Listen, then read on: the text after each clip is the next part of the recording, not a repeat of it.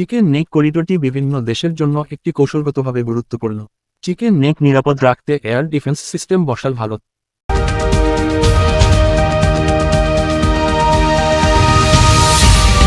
পাক ভারত যুদ্ধের আবহে উত্তপ্ত উপমহাদেশ। এরই পরিপ্রেক্ষিতে বাংলাদেশের ভয়ে বাড়তি সতর্ক নিচ্ছে কেন্দ্র। হাসিনা সরকারের পতনের পর ভারত তার ঘনিষ্ঠ বন্ধু বাংলাদেশকে হারিয়েছে। পাকিস্তানের অনেকটাই কাছাকাছি এখন বাংলাদেশ। এই পরিস্থিতিতে শিলিগুড়ি করিডোর বা চিকেন নেক অঞ্চলে বাড়তি নিরাপত্তা ব্যবস্থা নিয়েছে ভারত। উত্তর পূর্ব ভারতের 7টি রাজ্যকে সেভেন সিস্টার্স মূল ভূখণ্ডের সঙ্গে যুক্ত করেছে এই চিকেন নেক। তাই এই করিডোরটি বিভিন্ন দেশের জন্য একটি কৌশলগতভাবে গুরুত্বপূর্ণ।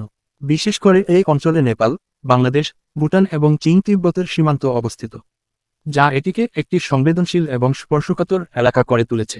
বিশেষজ্ঞদের মতে চীনের সঙ্গে আবার পাকিস্তানের সম্পর্ক যথেষ্ট বন্ধুত্বপূর্ণ। ফলে ভারত পাকিস্তান সংঘাতের আবহে ভারতে হামলা করতে এখানে নজরদারি বাড়াতে পারে চীন।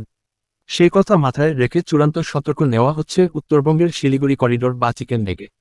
চিকেন স্নেকের ওপর সব সময়েই নজর থাকে চীনের। এখন চিকেন স্নেকের দিকে বাড়তি নজর রেখেছে ভারত। ভৌগোলিক দিক থেকে অত্যন্ত গুরুত্বপূর্ণ সেবকের করোনেশন ব্রিজ।